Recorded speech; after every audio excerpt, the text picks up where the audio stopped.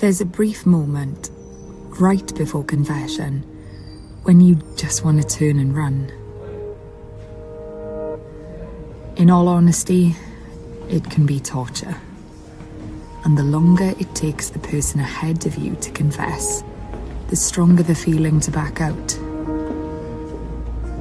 Right before you decide to leave, the confessional door opens and it's your turn.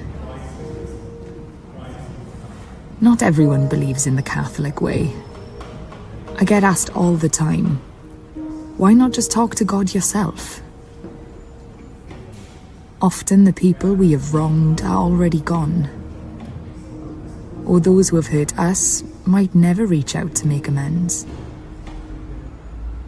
And then there's all those secrets we keep to ourselves. The Father of mercies, through the death and the resurrection of his Son. All I can tell you is, there's something very liberating about telling another human being the things you are sorry for having done. Even more so are the words of absolution and being forgiven. Through the ministry of the Church, may God give you pardon and peace. And I absolve you from your sins. I always cry afterwards. In the name of the Father, and I'm always relieved Son, that I got down on my knees and followed through. Amen.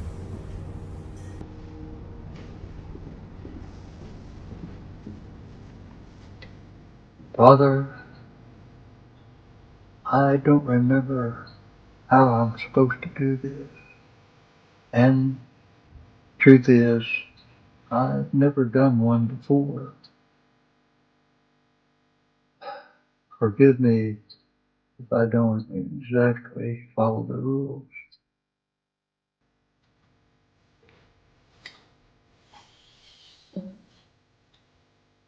I would like to tell my wife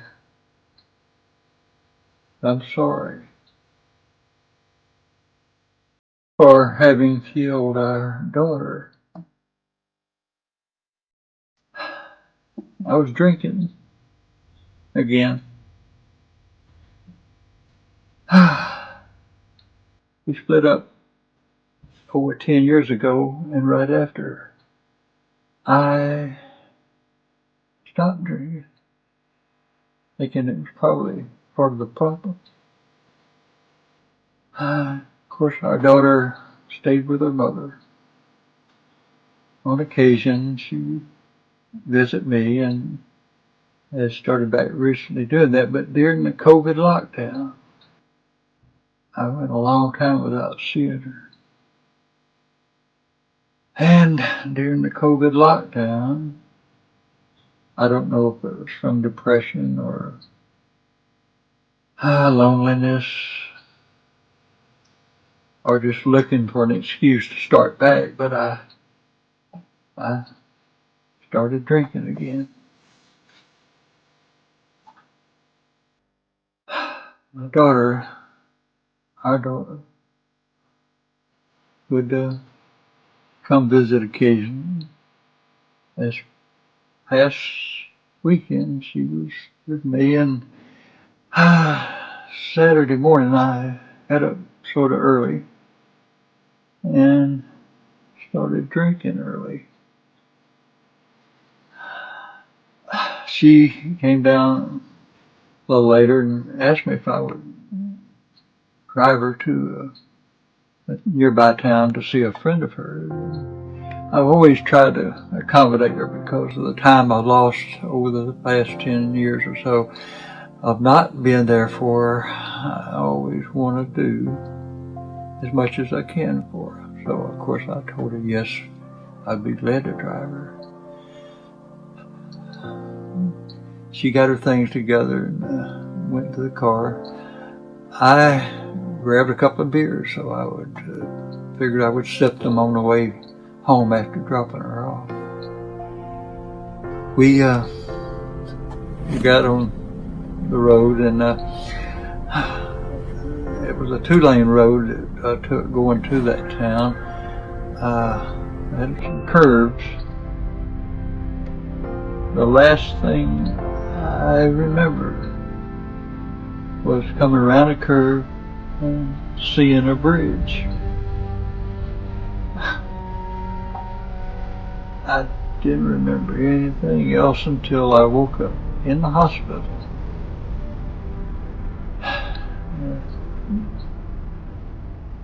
Doctor came in a short time after I woke up and sat down. I don't know if he ever took a course in bedside manners, but that you always hear doctors have and study. But I think he stayed home the day they taught that course. Because after he sat down, he looked me in the eye and said, "Your daughter is dead." It hit me. It hit me hard. My little girl. I always dreamed of getting older and marrying and having children, so I would have grandchildren. All those things disappeared.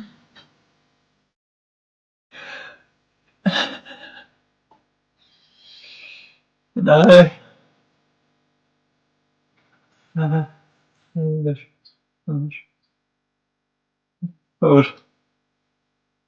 had to realize that my daughter was gone. God, why couldn't it have been me instead of her?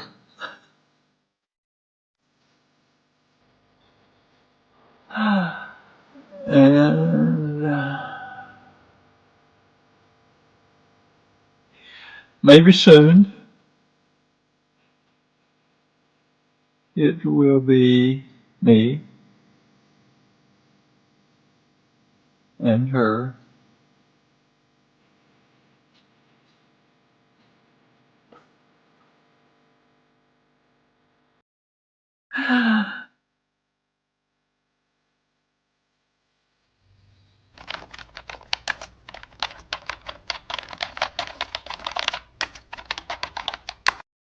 Welcome to How to Tell Anything to Anyone. When you know what you want to say and who you want to say it to, simply follow the on-screen instructions and record your message.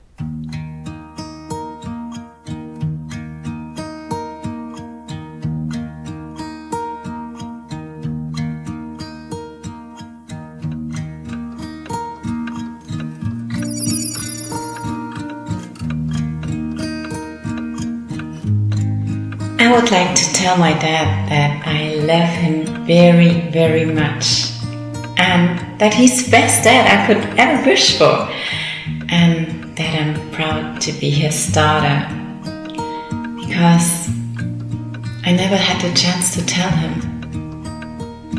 When he got seriously ill and died, I was just a little girl, so I never really had the chance. I hope you can hear this now, and I hope you're proud of me and your 2 grandsons and my husband.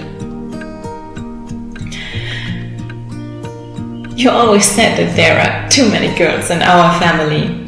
Even our dog was a girl.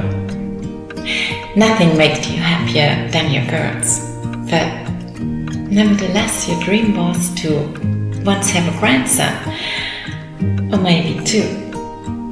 Well, here they are.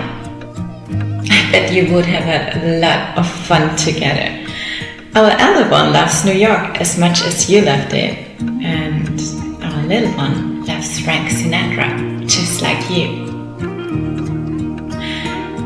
I'm so sad that you never met them, or my husband. You would have loved them very much. Well, as a child, I always wanted to marry you, because I always wanted to be with you. And I miss you almost every day. There are so many things I would like to ask you. I still need your advice. I miss your warm voice and your heart.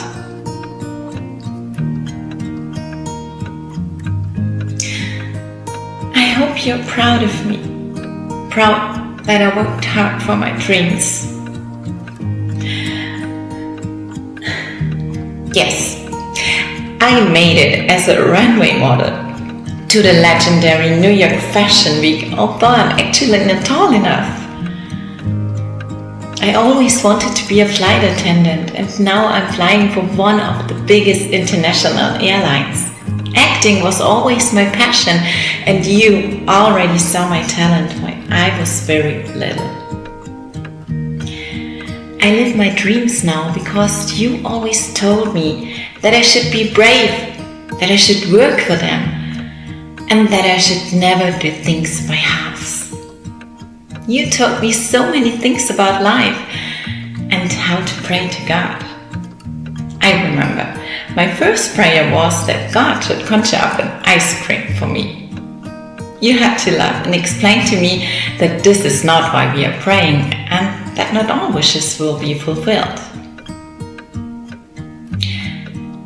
I'm grateful for everything we experienced together. Every Christmas, I'm crying. I'm laughing at the same time because I still remember that decorating the Christmas tree was a very serious matter for you. You always locked the door of our living room because you wanted to do it alone.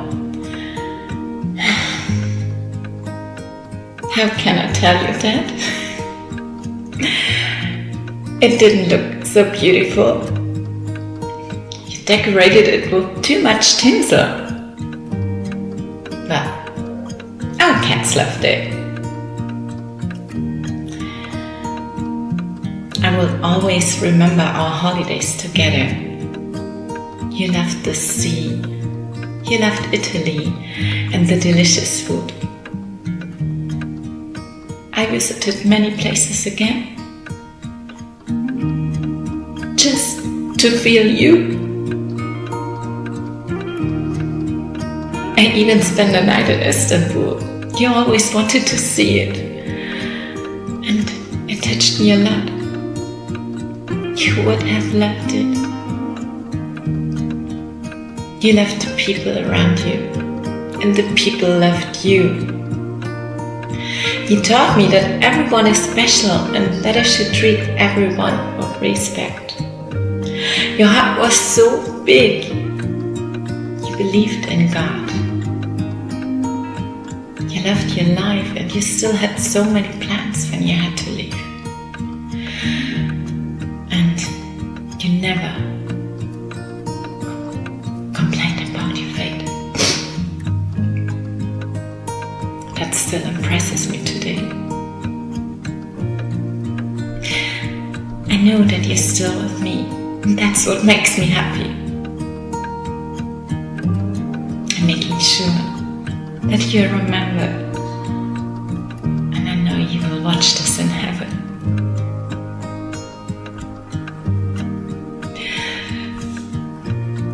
I love you. Forever.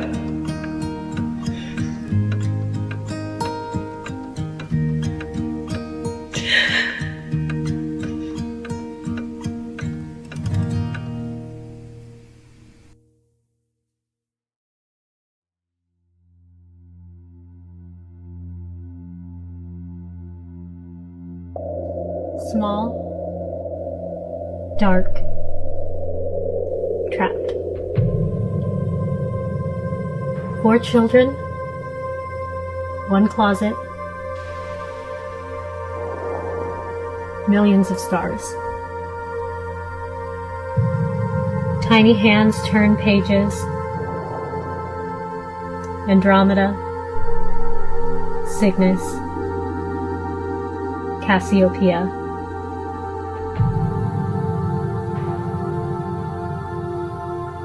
Dream, pretend, escape. Anywhere but here. Patterns form. A through line thread woven through misery. Lines connecting stars. Small, dark, trapped. Tiny hands grasp tightly. A beacon. A lighthouse. An anchor.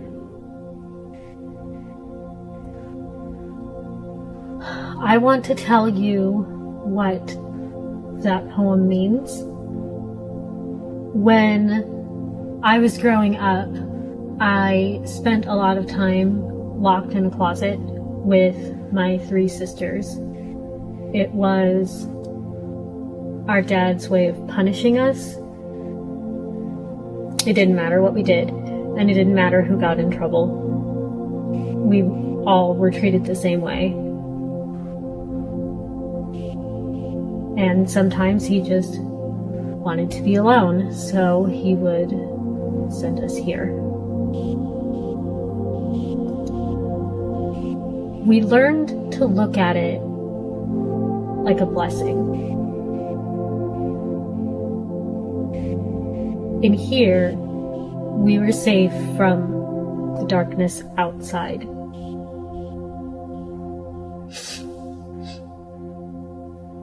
If it wasn't for the glow-in-the-dark night sky book,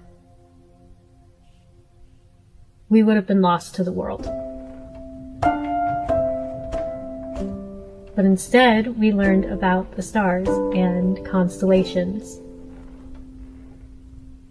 Small, dark, trapped. The closet line, the first 2 lines are pretty much straightforward. They are about being locked in the closet, sent to the closet, but also about an abusive childhood in general. Dream, pretend, escape. Anywhere but here is in reference to coping mechanisms, mostly unhealthy ones. Getting lost in fantasy worlds, books, TV shows, maladaptive daydreaming and dissociating. Patterns forming.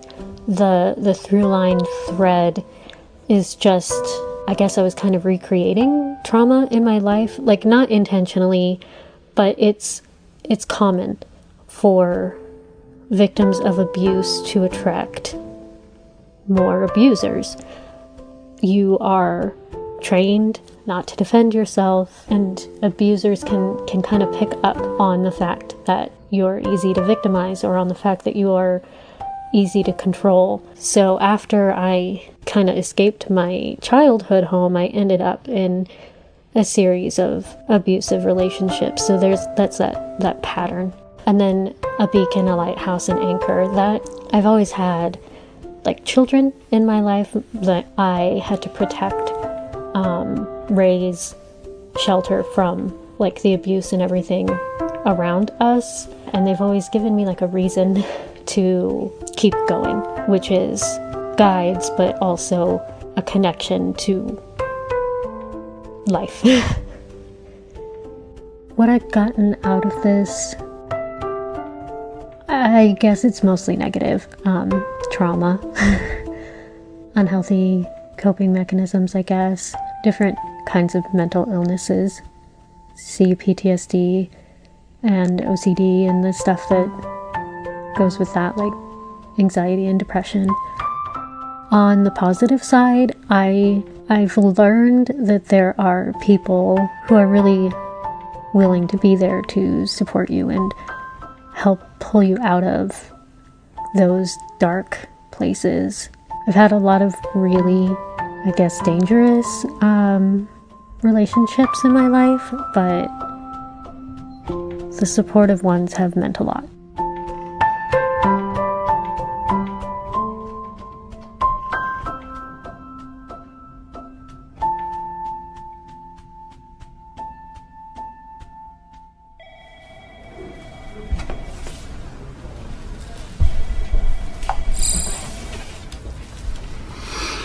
I want to say thank you to my ex-boss who I slaved for and dedicated every minute of my life to, just so that his business would grow bigger and so that he could grow richer.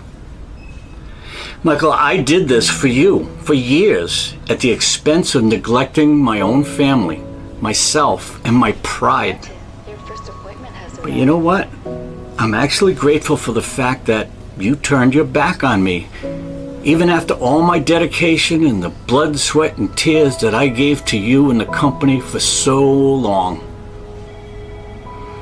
In the end, found out you were more concerned with your own image in the eyes of the investors that bought into the company than you were at even thinking about standing up for those that got you to where you were and brought the success that the company saw through the years. Then you lied to my face and told me that it was happening to everybody, it's nothing personal, Ed.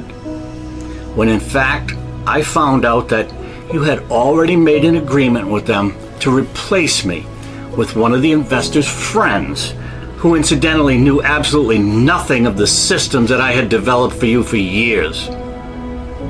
You know, through all those years, I ignored being the butt of your jokes just so you could do the power play when other people were around and be the center of attention at my expense. And then when nobody was around, you'd take advantage of my dedication and my helpfulness and do things like ask me to do personal work for your rich friends or for you at your home or your wife's farm without any pay. But you'd make sure that you complimented me on my knowledge and my hard work. And then me, without any hesitation, I'd agree to help any way I could. And I didn't say a word the time that we were in that managers meeting. And because I had said that we needed some outside help and it was going to cost us a little bit of money, you took your wallet out of your pants pocket and threw it at me, hitting me in the face, saying, "Here, take all my money," just so that you could look like the big, powerful CEO. And I never said a word when you would insult me, calling me old or weak and stupid. You'd actually make faces at me like a kid, like I was mentally handicapped. And again, only when others were around so they could see what was happening. One-on-one, you'd use that old, "Oh, we could never have done this without you. Your hard work is what got us to where we are." But you know what, Michael, most hurtful of all was when I used to talk to you about my personal goals and dreams. And you'd shoot them down, convincing me that they were unobtainable. Ed, grow up. Concentrate on the company. We got a lot going on.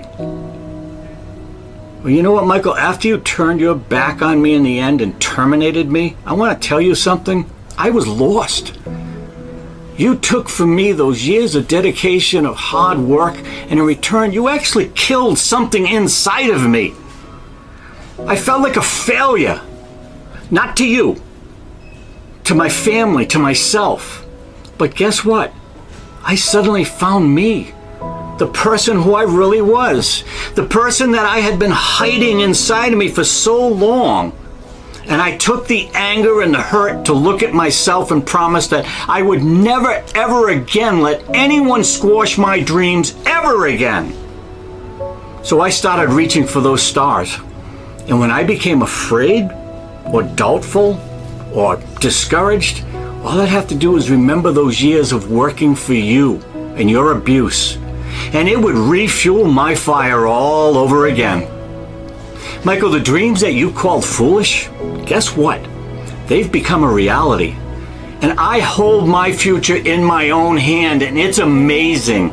I now have people and opportunities that are reaching out to me because they see my strength, my talent, and my drive that you smothered for years. So, Michael, thank you. But before you pat yourself on the back, hear this. I haven't found my success now because of you. I have found my success and reached my dreams in spite of you.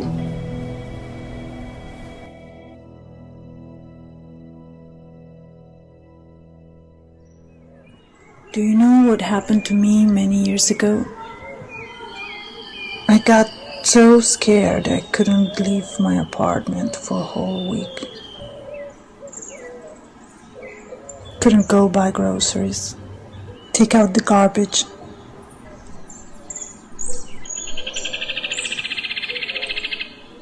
I was scared of men. Does it sound weird to you?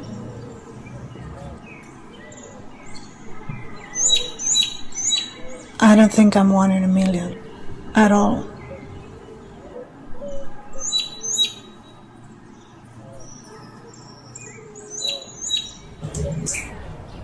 When I was a kid, I used to walk to school. I had to cross this park, a small park. And I had to be careful because sometimes there were men hanging out there. They used to come up at me and tell me the things they liked to do to me sexually. I was about 10 years old when I was forced to hear those things. Do you want to hear one of the classics? They say they'd like to invite me to take a shit at their house, as I had such a cute butt. I was a kid. I haven't even gone through puberty yet when I was forced to hear those things.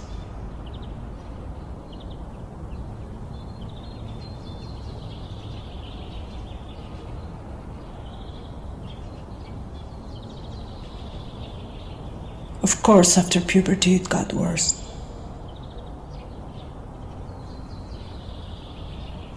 So much worse. From almost being kidnapped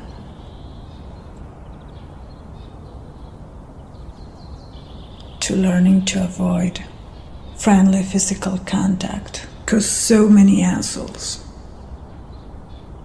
misunderstood a hug for a sexual insinuation.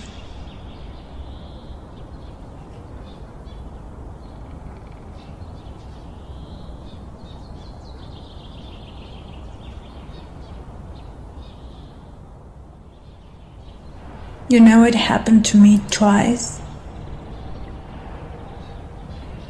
During the consultation, the doctor made a move on me.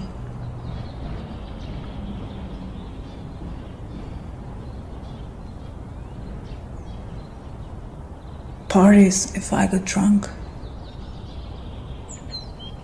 I always got touched by even my own friends.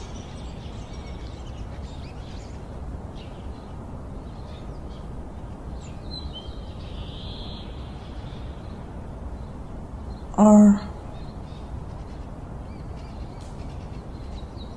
harassed in the bus, whatever. I think I just couldn't take it anymore.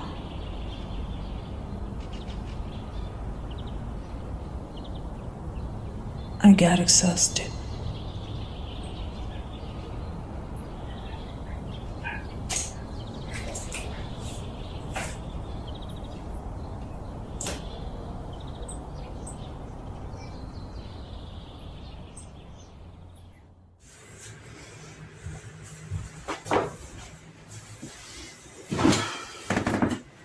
I found myself being scared of going to the supermarket,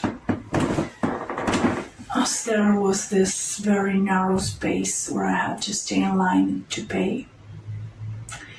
And I always got my ass touched there, unwillingly, but surprisingly never by a woman.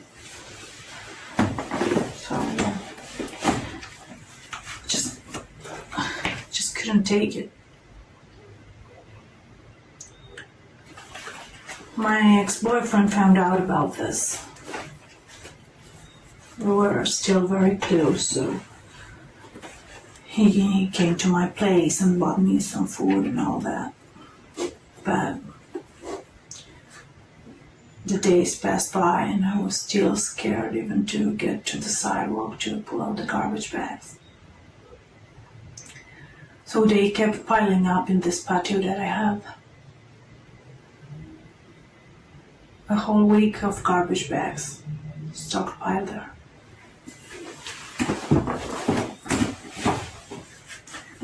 One day I went out because I needed some sun from my after a week. And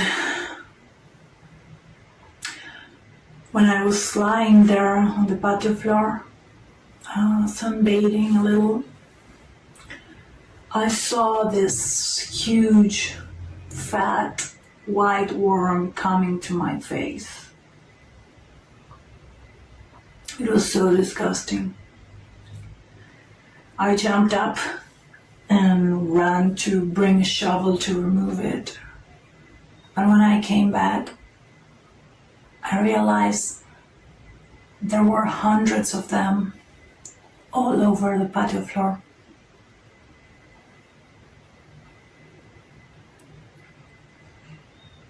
They had different sizes, they were coming and going in different directions, and I didn't know what to do. I tried to kill them by stomping on them, but that's very difficult. So, and I know it's kind of cruel, but I put some water to boil and I started pouring boiling water over them. And as I was doing that, it started to rain. So the cold water made the killing more difficult, but I continued. And I did that. I killed worms under the rain for like an hour.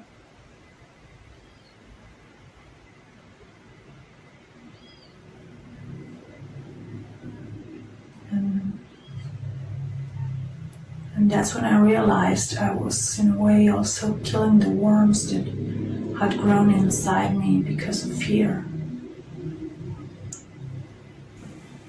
The killing of the worms was sort of like an unplanned ritual or something like that. It wasn't that my life changed afterwards. I mean, I continued to come across chauvinist and sometimes violent men through the years. But I started speaking my mind about it, talking to other women, and also exposing aggressors publicly. Because, you know, I'm not special. This doesn't happen just to me. I'm the girl that couldn't go out for a week and brew worms in her house. But each one of us women have our own way to get through it, however we can. I would like to invite all men who think that this behavior toward women is acceptable to think that this could happen to your own daughter. What would you say then? Your answer says a lot about what kind of man you are.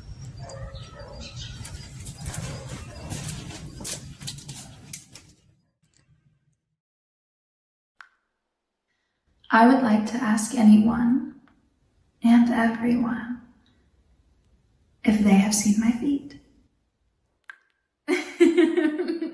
Wait, I think I need to explain. When I was 16, I went shopping alone for the first time. I was a very community-based person, so I never went anywhere alone. And boy, was it a new experience. I'm in the middle of the mall, and this man approaches me with his backpack and his clipboard. He says that he's taking photos for a body positivity campaign. He said he is taking photos of the parts of the body that people normally attribute as being gross or not beautiful. Well, I am all about body positivity, so I'm intrigued, and I agree to be a part of the project. All I have to do is allow him to take photos of my feet. was. I didn't really think about it. I was so focused on the body positivity part of it all that the red flags didn't register. He said, great, and we started walking. He wants us to use the Dillard's dressing room for the photos. I said, no, I'm not comfortable with that, and instead, I suggest the women's bathroom. You know, because I feel safer in a more public place. He said, of course. And we make our way to the women's bathroom. It's a very nice bathroom. It's got a little lobby in the front, which is where we set up. So we get in there, and he asked me to take off my shoes. And it is important to note that it is winter time, so I am wearing Christmas leopard print, thick, fuzzy socks. So I take off my shoes, I peel off my socks, and think we are ready to go. But no. This man reaches into his backpack and pulls out a jar of coconut oil and asks to put it on my feet. Well, I'm too deep in now, so I said, okay. This man proceeds to lather my feet in coconut oil. So we start taking pictures. He has me pose my feet. This lady does come in to use the restroom and gives us odd looks coming in and out of the room. And after a few more photos, he asks if I can sit on my feet and he'd take pictures from the back. He asked if I can pull my pants down a little. I said, no, I am not comfortable with that. After a few other photos, we were done. He packs up his things and said I can find the photos on some website. I put my shoes back on, my socks, and feel the full unpleasantness of fuzzy socks, tight boots, and coconut oil on my poor feet for the rest of the shopping day. And that is the story of how my feet ended up on the internet. Have you seen them?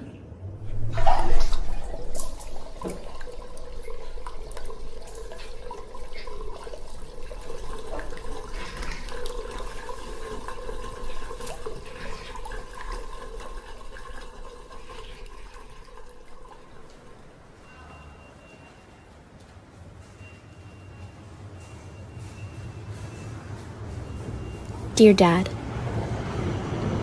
I thought for a while about writing this letter to you. We've never been close, and I'm not sure you've ever actually heard me express my feelings about anything over the last few years. I think we're both aware that there's a bit of a rift between us. I wouldn't venture to call you an uninvolved father, but you were certainly unattentive. As the only girl, younger than all of my brothers, Barbies and fairies fell to the wayside of Little League baseball games and wrestling matches. And I think we both know this. I won't lie. All of those added up to a lot of hurt and confusion for me. But as much as I've spent the last few years thinking that if I did have a chance like this to tell you something, it would be to list out the ways your actions have affected me.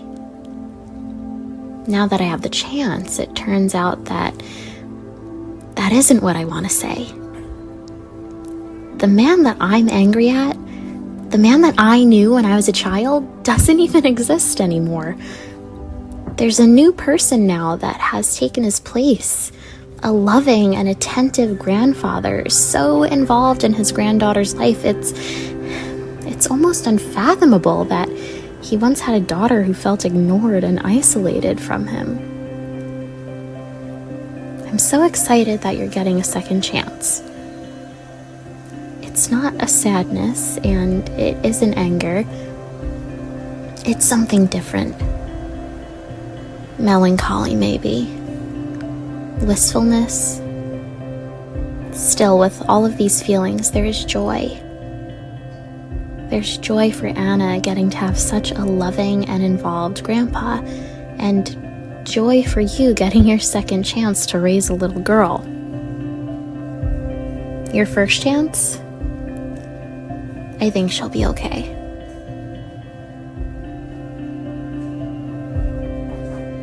It's ironic. My dad is transforming my old room from how it looked when I was growing up. In a few weeks, I won't recognize it anymore. Just like I don't recognize him. I don't recognize him as the attentive, fatherly figure he's become. I'm gonna leave this letter beside his favorite chair before I go. And I'm taking with me the lesson he never intended to teach me. Someday I'll make sure to never pass that lesson along to my own child. And together we'll enjoy the man he is today.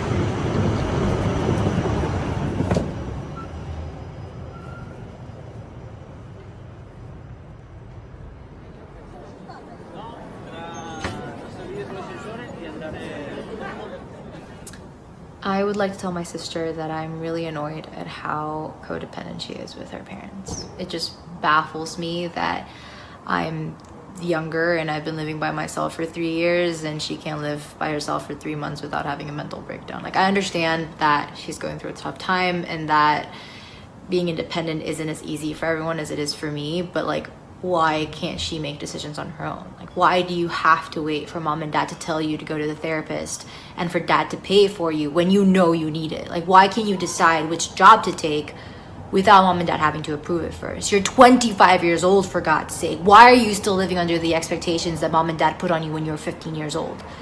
I don't expect you to stop talking to them or anything like that, but I'm just so tired of being labeled the rebellious one just because I make my own decisions, and because you can't, then you're the perfect child in their eyes. It's just annoying.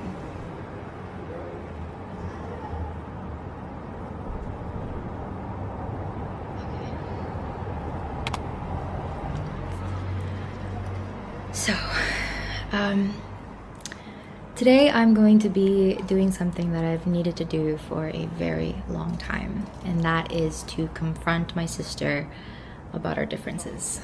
So, my older sister and I are completely different, and that's perfectly fine, but it frustrates me a lot, and I tend to judge her a lot, and I don't want to do that anymore.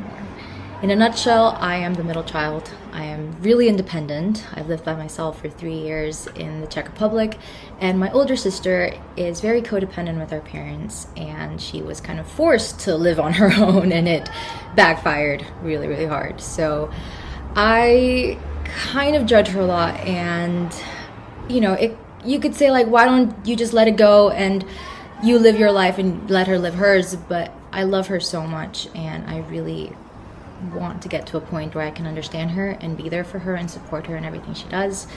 So I'm gonna dial her in and we're gonna see what happens. Your personal How to Tell Anything online therapy session will begin once you allow your guest into the room. Remember, this session will be recorded and used in the film.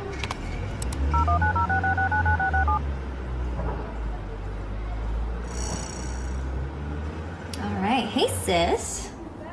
Hi sis, how are you? I'm good, how are you? I'm okay. I'm nervous and excited and I don't know what's about to happen, but you know that I started going to therapy about past issues and stuff like that, and we touched on like the family issues that we've had throughout our life, I guess. And from my perspective, from this side, it's like I've made a lot of decisions that maybe mom and dad are not happy about, like taking acting classes. They were like, no, why are you wasting your money?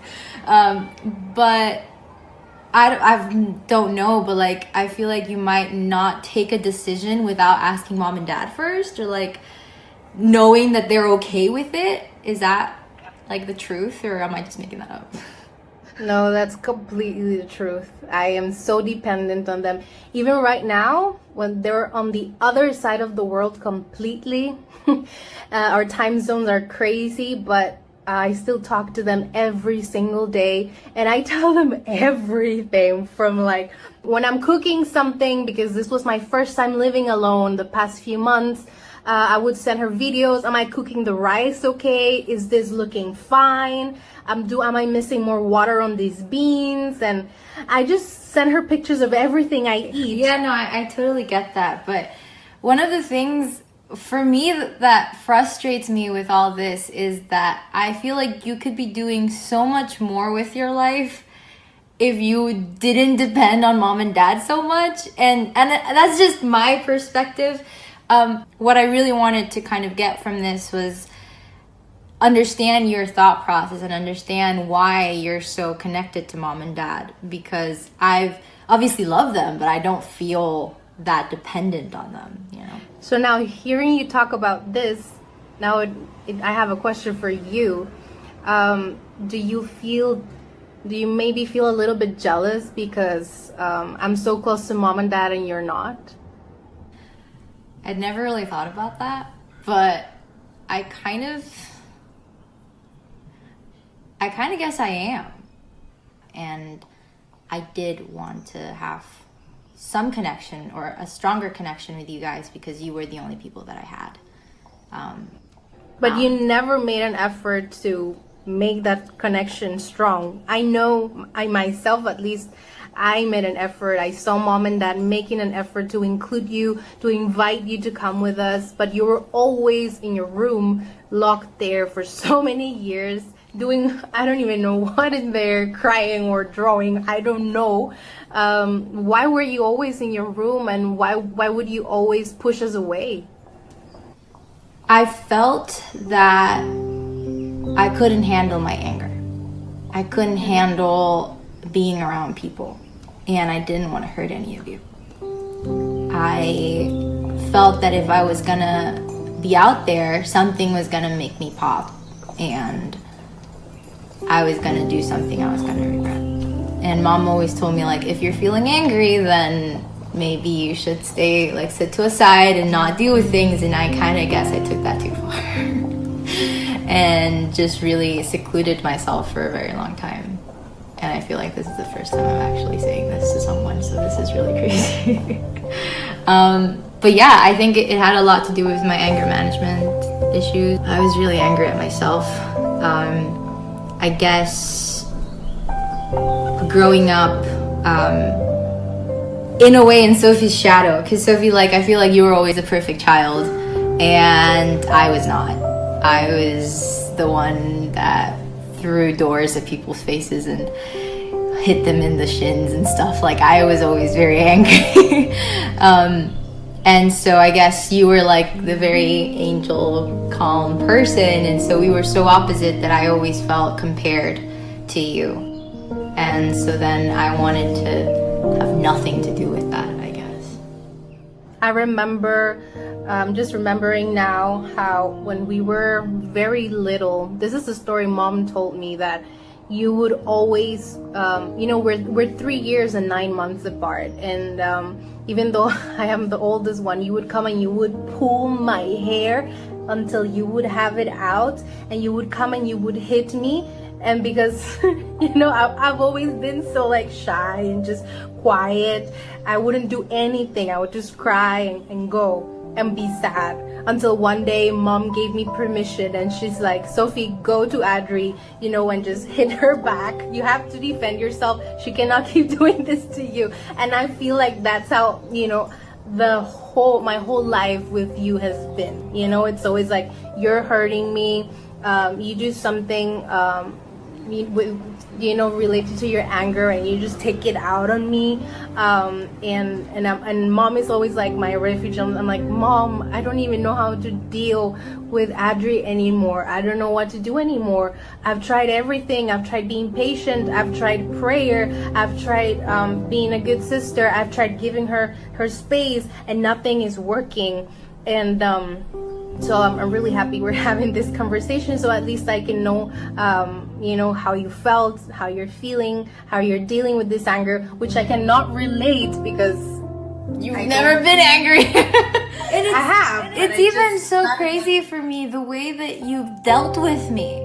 Like I've always been like hurting you, and then you just take me back like a savior, and you're just like, yeah, come here, it's okay. And I'm like, how do you even have so much niceness in you to do that? Like, yeah, you must have a lot of peace. It's because we're family, and when mom and dad are not gonna be there anymore, it's just gonna be the three of us, the three sisters, And I remember there was a time when mom told you, when we were all in Kenya, and mom told you, Adri, if you continue being like this to your sisters, you are not going to have sisters to grow old with. When we both pass away, it's gonna be you alone, and then Nikki and Sophie are gonna be sisters, and they're never going to call you or reach out to you because of the way you've been treating them, And that made me think a lot, and I'm like, I don't want that to happen, You are my family, you are my sisters, and I will always love you. I'm your big sister, and I'm not perfect. You're saying like I'm this savior and this saint. I'm not perfect. I've made so many mistakes, and I will keep making them because I'm human, And I also would expect you and Nikki to forgive me, if I ever do something that might hurt you in the future or something. But just know that I'm here for you, that I love you, that I have a forgiving heart, and yeah, you're my baby sister, and that's never going to change. One of the things that my therapist and I were talking about was my lack of self-control and my binge eating problems, and that comes from not having any limits from when we were younger on our food. And I don't know if it happened to you, Sophie, but like for me, mom would never she would let me eat anything. She never put limits on the food. She was like, just eat. And that made me not have any limits, so I can buy a whole packet of chips and a whole bag of cookies, and I eat the entire thing without any limits. And so that made me super angry growing up. I remember my first ever memory that I have, and I have very little memories of my childhood, which is another whole shebang, was me deciding that for dinner I was only going to have a cucumber because I knew that if I ate less I was going to lose weight. And going to the beach in Cyprus with all these little skinny girls in their bikinis, and then me, I look back, I was like, I was fine, but in my mind I was the fattest kid on the beach. And so having mom be so conscious about my weight but not really doing anything about it, or not being consistent in it, that made me angry towards myself, and I would take it out on people. I need to think of this. Well, today I discovered that even you don't know where that anger comes from, or at least it's really hard for you to know where that anger comes from. And I've discovered that the anger is not, because of me or something I did or a mistake I made or something, which is a relief. It's not like you hate me, and that's really good to know. I've kind of been judging you for the wrong thing. Okay, so I shouldn't judge you at all, but I feel like I always thought that you being so codependent with mom and dad was a bad thing, but if that's what you need to feel empowered and to reach your goals and to live your best life, then I should accept that and appreciate that. And I also realize that there are a lot of things internally that I have to deal with still, so I think I'm gonna have to go back to therapy soon.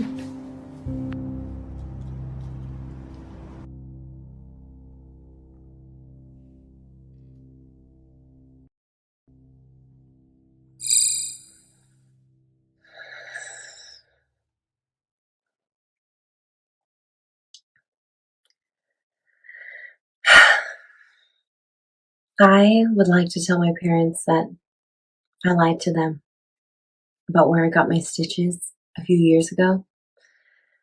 I wasn't in a fight in Australia. I'm sorry, Dad.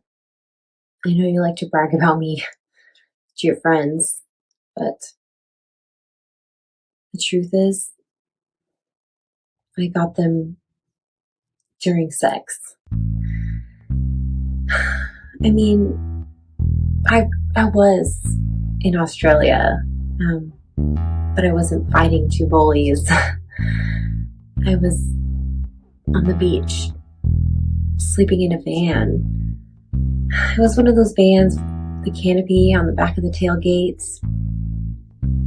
I had met this guy earlier in the bar.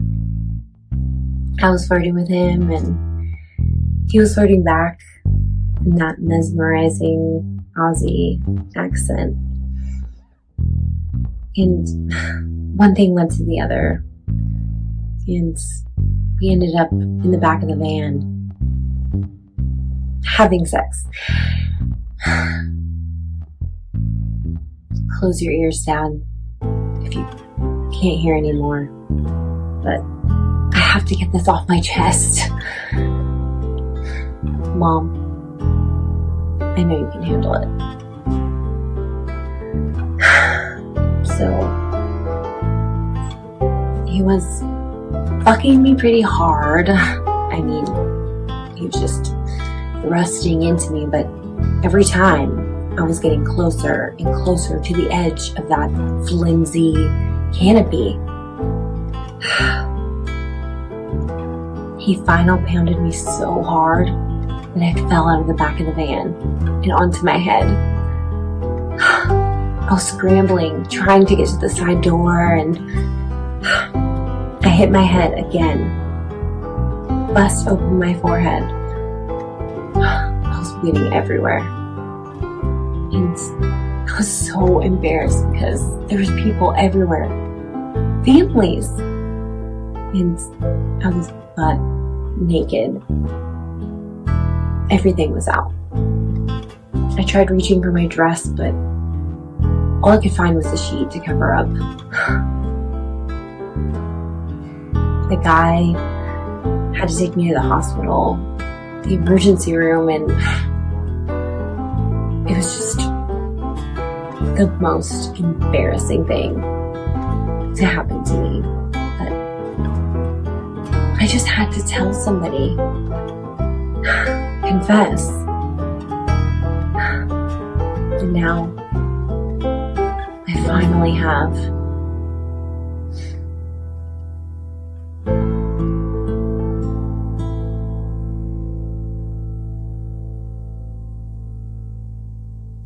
When you are ready to record How to Tell Anything, simply press the on-screen record icon.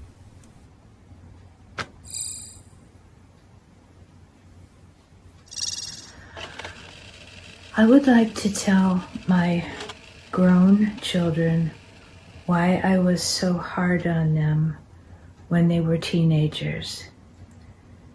I thought I had to do everything perfectly and be very strict and say no to everything because when I was a teenager, I was a wild child and things really got pretty much out of control with sex, drugs, and rock and roll. So that's where my story begins, in my tiny little town in Pennsylvania in the mountains of the Allegheny National Forest.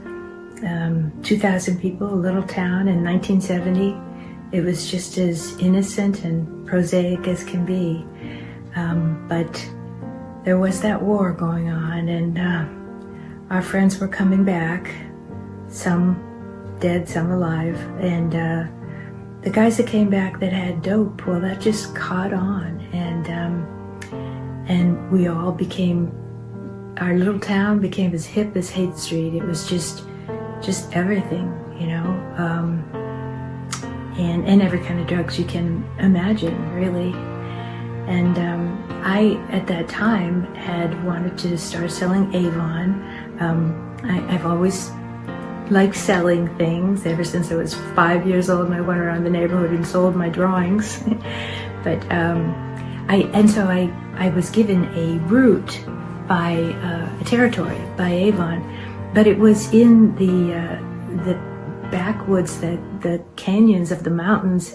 And when I went there on my route, I was just horrified because there were just little one-room shacks, and babies with dirty diapers were toddling out the door, followed by gnarly dogs and moms running after them, and then they'd see me, and I had my I was cute as can be, and I had my Avon paisley blue satchel, and they'd stop like I was some kind of apparition, and then they'd dig down in their actual goddamn cookie jars for enough money to buy their husbands or boyfriends or whatever a soap on the rope.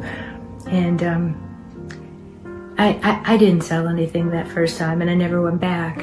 What I did was instead I just emptied out all the samples I had, and I just told myself I'd find another route to sell Avon. The answer came to me when I started college at Carnegie Mellon University in Pittsburgh, and then I was able to just take my Avon samples and my order book and go to dorm rooms or to sorority houses, and then that way I could also sell, the weed, the pills, the hallucinogenics, whatever I had. And I could actually, because you deliver Avon, I'd be there twice, so I could get them coming and going. And it worked out very well for me. And in time, everybody recognized that blue paisley Avon. I was handing out those white bags. Nobody knew if it was topaz talc or Acapulco gold. So it worked well, and I got really busy, and I had to include some friends in this, and after a few months there were about 10 girls plus Tad. Tad was an adorable boy who wanted to help us. What's confusing about all this, and why there's so many good memories that I want to share as well, is that it really did seem peace and love everywhere. I hitchhiked everywhere. One time I was hitchhiking alone to Canada, to the Strawberry Fields Festival, which is the year after Woodstock. And I thought this was just a really nice man giving me a ride in his nice Buick. And then when he started yelling at me and grabbed me, and then I looked over and he had his hard cock in his hand, that's when I learned I could tuck and roll out of a moving car, and I did, and just got another ride. But that's the kind of stuff that, I couldn't tell my kids that when they were young and impressionable. And I've got this little window of time before my grandkids will get to be teenage impressionable too. So I have this one little window of time to let you guys know that, and that's why I was so hard on you. And you're just amazing kids, and I love you. And I'm glad you weren't like I was.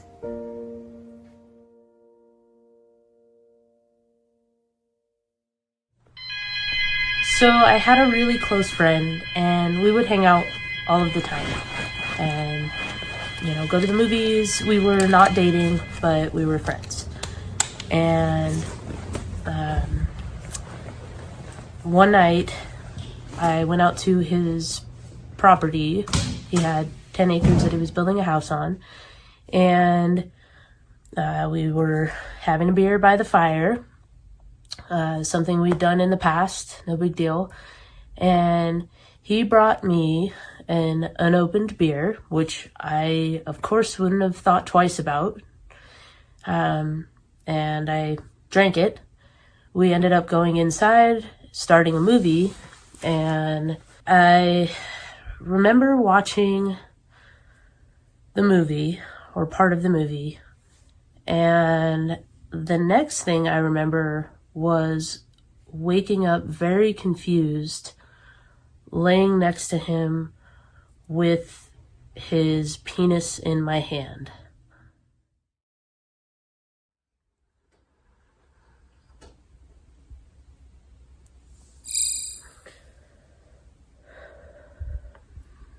So I've been thinking a lot about it, and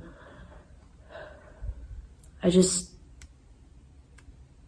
need to get it off my chest, and I want people to know that it's okay not to know what to do. After I was raped, I didn't know what to do. I was frightened and I was scared, and really I just thought it was my fault. Somehow I let this happen, and I really need people to know that that is not your fault. It's not your fault. Somebody else did this to you, and it shouldn't be put on you, and it shouldn't be put on the clothes you wear or the choices you made, because you didn't get to make that choice, and I didn't get to make that choice. And somebody took my body and used it for their own purposes, and I wasn't present because I was drugged, and I know that, and it's scary. And what makes it more scary for me now is that I have a 12-year-old daughter who doesn't know this, and I don't know how to tell her how to be careful enough to prevent this from happening to her.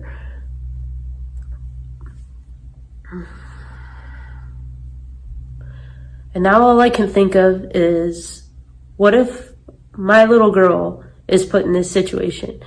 And what if somebody takes advantage of her, and somebody she trusts and somebody who's a friend? What if she doesn't know what to do or what to say? Or if something does happen to her, what if she never speaks up and that person does it to someone else? It's okay to say something. Let that person know that you know what they did. And that is something that I never got the opportunity to do, and I wish that I had. And maybe he'll see this and know that I'm talking about him, and maybe he won't, but maybe I can help someone in the future not have to go through this, or know that they're not going through this alone. The main thing is for me is for him to know that he didn't ruin my life. He didn't take anything away from me that changed me so significantly that I could not function anymore. I'm strong. I work now as a firefighter paramedic, and I get the opportunity to see and to help a lot of people. And I encounter sometimes women who have been mistreated, all the way up to and including rape. And it's now my job to make them, in the moment, feel okay. And while that might be difficult to describe or explain, I feel like I get to kind of pay it forward, and help my community and help the people around me. And if through this I can help one person move forward, or be happier, or be able to tell the person that wronged them what they feel, or tell someone else even what happened, that would make this all worth it. And I hope that that happens.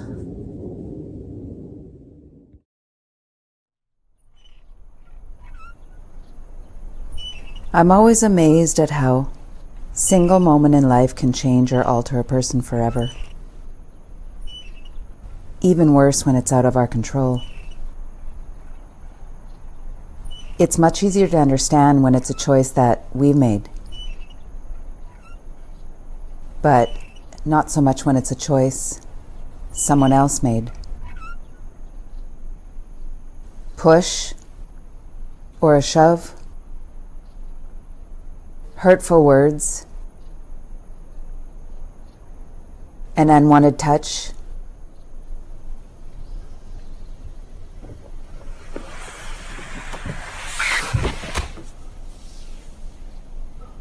Why can't we just walk away and forget it ever happened? Because we all want to be liked. Maybe even loved. To fit in.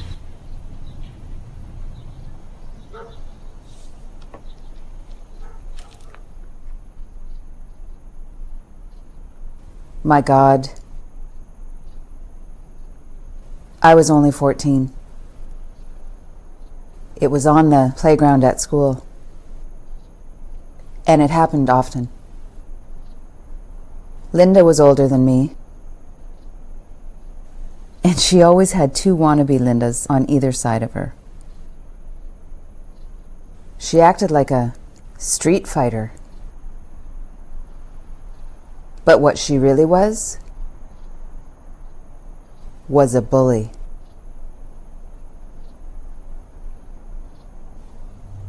Her target was me. You can see this person approach you, and you can tell from the expression on their face that they mean to hurt you. But knowing what's about to happen can in no way prepare you for what it feels like the moment their middle finger presses so hard against your breastbone that you are forced backwards to land on your ass, completely confused as to what you did to deserve such retribution from someone you don't even fucking know and doesn't know you. If you're not a fighter, and I wasn't really, then you're fucked.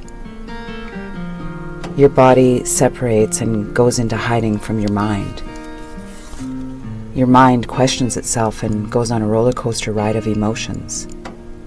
Hurt, anger, helplessness, fear, escape. You just want to disappear. But where do you go? Because you now have an audience waiting to see what you'll do. So you always go to the one place that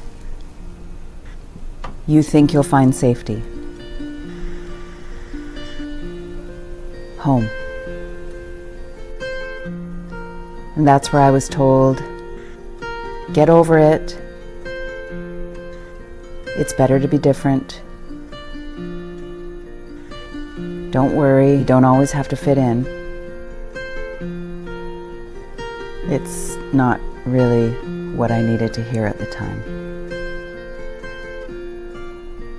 Because what I did going forward would determine whether my body ever trusted me again.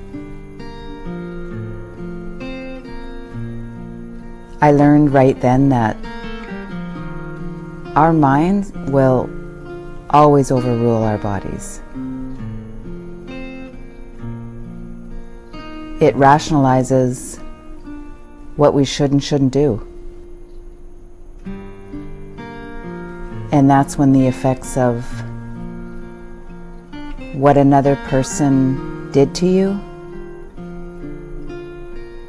changes your life and begins to shape who you ultimately become. If you filled a room full of people who were bullied, they'd all tell you the same thing about the bully. But it's about what they learned about themselves that matters most.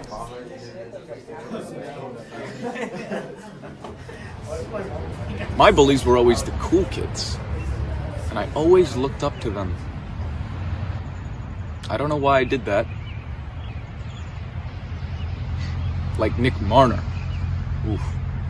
Nick was the coolest kid in the 7th grade. He wore cool t-shirts with cartoons all over them and Vans skater shoes with little tacos all over them. He was quick-witted, good with the girls, confident, and to most, extremely funny. He would have the whole class laughing at the snap of his fingers. He also happened to live 2 streets away from me, which means we rode the same bus to school. Now, during 7th grade, my middle school was being remodeled, and we were in a holding school that was about a 20-minute bus ride from my neighborhood. And each day, those 20 minutes would prove to be the longest 20 minutes of my day. Now, if you've never been on a school bus filled with middle schoolers, it's probably something reminiscent of being stoned in a courtroom. The whole time you're looking around thinking, is this normal? What would I usually do in this situation? I don't really know how to act normal right now. Fake laugh really loud. Can we skip to the prison part? It's not a fun time. It's an even less fun time when you're a boy who's 4'11", sporting a healthy amount of acne with a head-to-body size ratio that makes you look somewhat like a balloon. These were the shoes that I was in. I wasn't in taco-covered Vans like Nick.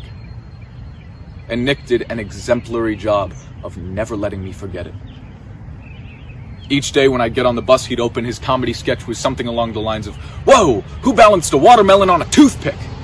And the whole bus would erupt. One time, I swear to God, I saw the bus driver laughing. Then I would take my seat near the front of the bus because only the cool kids sat in the back of the bus. Hopefully next to my friend Brian, who I would talk about Avatar: The Last Airbender with for the duration of the bus ride. But if not, because Brian liked listening to Nick more than he liked talking to me, I would sit by myself and listen to the purposefully loud bad-mouthing that was happening at the back of the bus at my expense.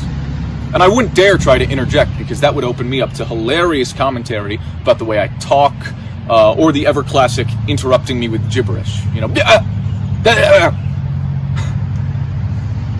terrible. But as the year went on, things got meaner. Instead of making comments about the way I look, or my hair, or my gargantuan noggin, it just became comments about how few people liked me, and how few friends I had. Harsh, cutthroat statements like, if you disappeared, no one at school would notice or even care. Or, it's amazing you still come to school because nobody there likes you. Nobody there likes you. And the other kids, they wouldn't laugh. They would just kind of sit there, maybe occasionally agree. But it wasn't for them anymore. It was for me. This kid was going out of his way to exude hate at me, and I didn't know why. That is until one day I came home and found my 6-year-old brother on the sidewalk with a magnifying glass, lighting up ants. And it hit me. You felt small. And making me feel smaller made you walk just a little taller, didn't it? I actually believed there are people in this world that hated me just for being me. Also, you could feel a little bigger.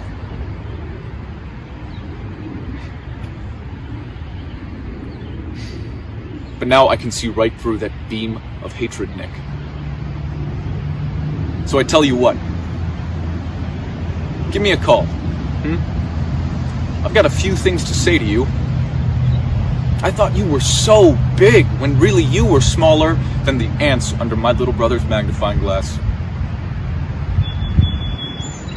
How big are you today, Nick? And I walk into class on the first day, and I'm seated right next to my crush. I thought it was going to be my year. Little did I know, it was going to be one of the worst years of my life. It all started with the rumors that she started, saying that I bribed people to become student body president, and people believed her. I felt a giant target on my back. People started looking at me differently, talking to me differently, then not talking to me at all. I sat alone at lunch. I started to receive emails and texts about how fake I was and how I lied. Not even my best friend would sit with me at lunch anymore because I was tainted.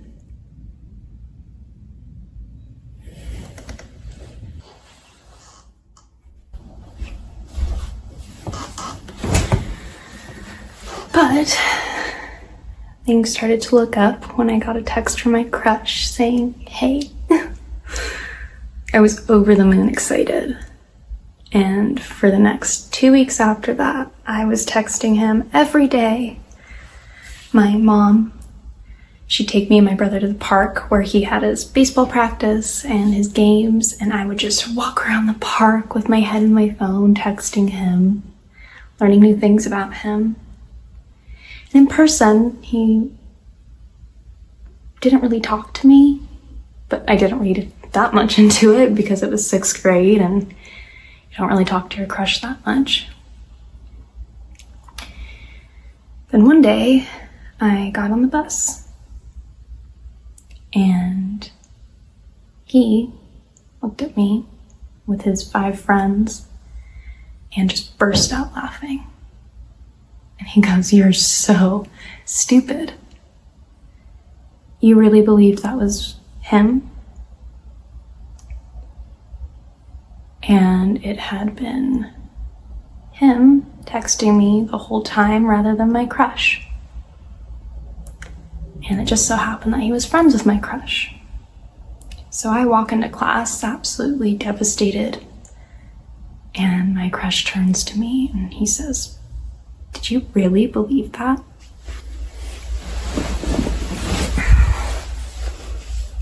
I was humiliated and embarrassed. I had opened my heart up to that other person on the screen, and eventually everybody found out about it. I was made to feel that nobody would ever like me. Nobody would ever want to like me. I felt stupid. I felt like everything I did was stupid. Walk home every day and cry, my head down. I spoke to a school counselor, but she did nothing about it. I didn't want to live anymore. I felt like the world was completely against me. A lot of my insecurities are still rooted in that time. But now, here I am in LA, trying to be an actress. And eventually, those words just motivated me to do better, be better. And being bullied by Linda taught me a lot about myself too. So I'd like to tell Linda, it's too bad you didn't take the time to get to know me. We may have even been friends. In fact, I think our parents used to party together at one time. Did you know that?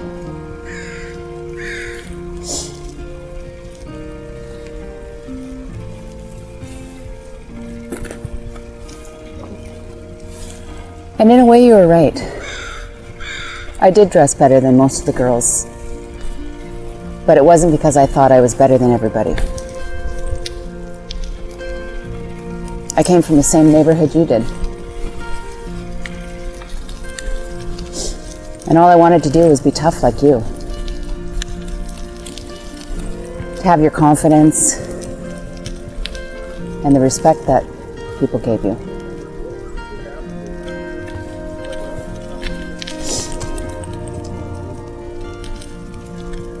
That's what I've wanted to tell you all these years.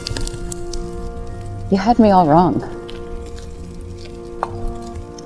And just for the record, I stole those fancy fucking clothes you made fun of. because I wanted to be more than where we just came from. Maybe one day you'll see that we have a lot more in common than you know.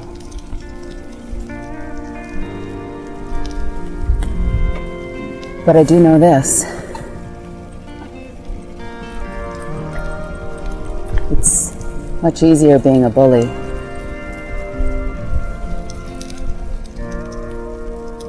And harder to forgive one.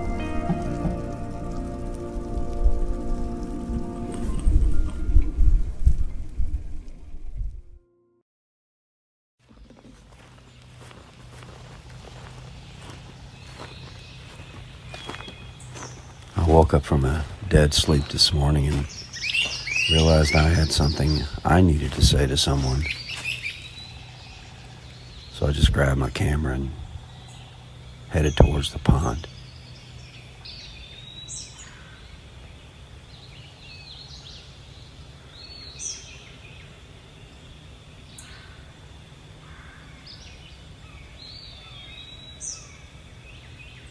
We all go to sleep under the same stars. And we all wake up under the same sun.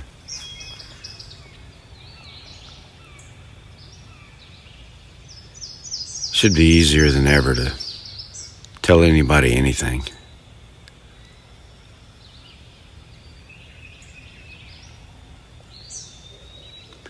I have a daughter who says she feels more like a son. I'm not going to pretend to understand all of the language, the words they use, pronouns. I'm not old enough. But I am old enough to tell her that I accept her transformation.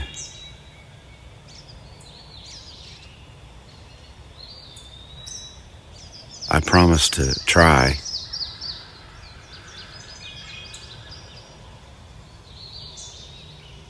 to call her my son.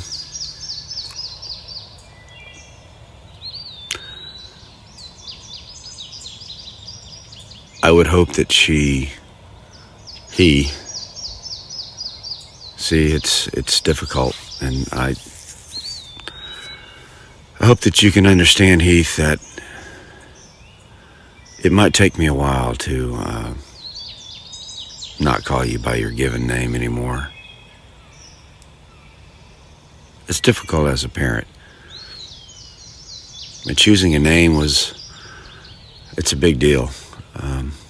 So if you could cut me a little bit of slack on that, I would appreciate it. But I love you for who you are. Whatever you are. Whatever you want to be.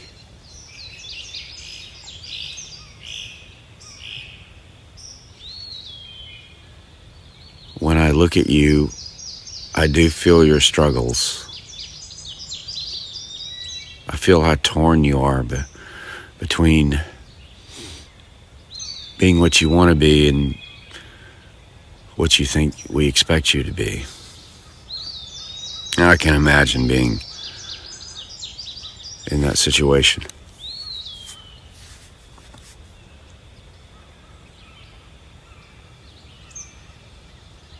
So I would like to tell you that I love you, no matter what your gender and no matter what your name is.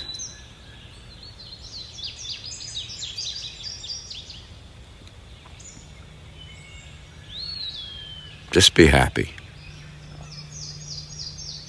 Find a way.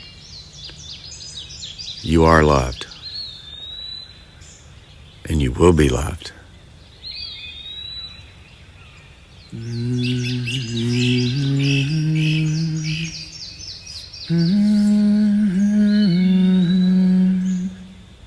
I let you down, And I know that I was not always around. I made you feel alone.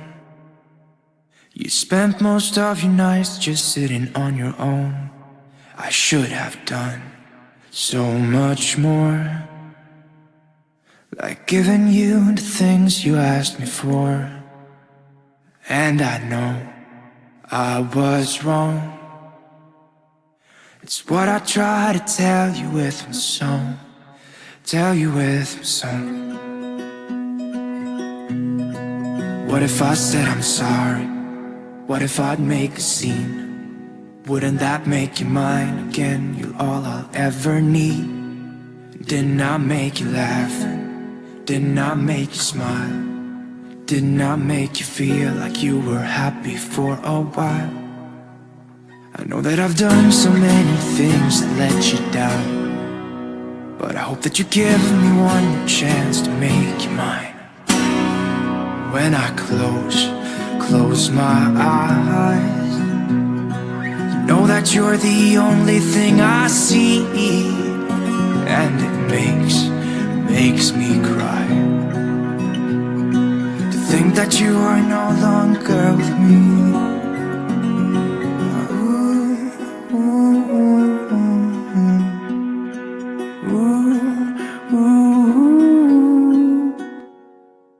What if I said I'm sorry?